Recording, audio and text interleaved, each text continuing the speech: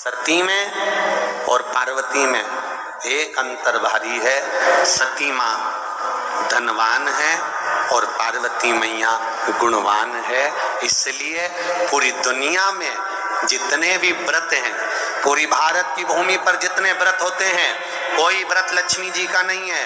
भारत की भूमि पर कोई व्रत सरस्वती मैया का नहीं है। भारत की भूमि पर कोई व्रत इंद्राणी का नहीं है। भारत की भूमि पर कोई व्रत किसी देवी का नहीं है। जितना भारत की भूमि पर एक व्रत भारी है वो है माता पार्वती जी का। तीज का व्रत करोगे तो पार्वती जी का है, चतुर्थी का व्रत करोगे तो पार्वती जी का है, छठ का व्रत करोगे तो पार्वती जी का है।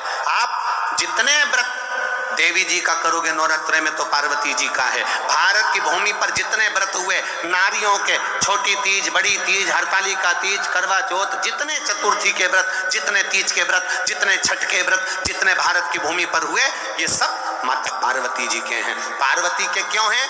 क्योंकि और गुणवान में अंतर है। माँ पार्वती गुणवान है, इसलिए माताएं उनके व्रत कर कर अपने अंदर भी वो गुण उत्पन्न करना चाहती हैं कि हम भी ऐसा तप करें, हम भी ऐसी साधना करें। हे माता पार्वती, जैसे आपका अखंड सौभाग्य है, हे माँ जगत जननी, हमारा भी मांग में अखंड सौभाग्य रहे। जैसे आपके चूड़े अमर हैं, हे माँ हमारे हाथ में भी चूड़े अमर हो। हे माँ जैसे आपके भाल की बिंदी अमर है, माँ मेरे भाल की बिंदी भी अमर हो। हे माँ जैसे आपके नैनों का सुरमा, बालों का गजरा अमर है, हे माता पार्वती हमारे भी नैनों का सुरमा और बालों का गजरा अमर कर देना। बस इतनी सी कृपा नारी माता पार्वती से मांगा करती है, माँ पार्वती से चाहती है। सूचक वस्तुओं का जो दान करता है वो जीवन में कभी विधवा नहीं होता। महाराज वो 8 वस्तुएं बताई हैं। पहला कुमकुम, दूसरा पुष्प, चाहे लाल हो, चाहे सफेद हो, चाहे पीला हो, पुष्प कोई भी हो। तीसरे नंबर पर है चंदन, चौथे नंबर पर है तांबुल, 5वें नंबर पर है काजल,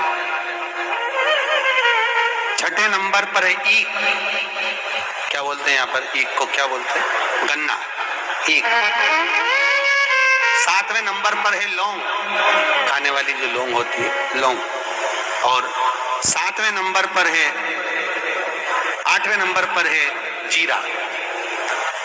कहते हैं चैत्र महीने की तृतीया तिथि को बिना नमक का भोजन कर कर, सुबह बिना नमक का भोजन करें, एक समय फलाहार करें बिना नमक का, और तुला दान के बराबर एक पलड़े में अपन बैठकर 8 वस्तुएं तुला की रख कर जो दान दे देता है वो नारी कभी विधवा होकर नहीं जाती। 7 जन्म तक अखंड सौभाग्यवती रहती है, अखंड सौभाग्य।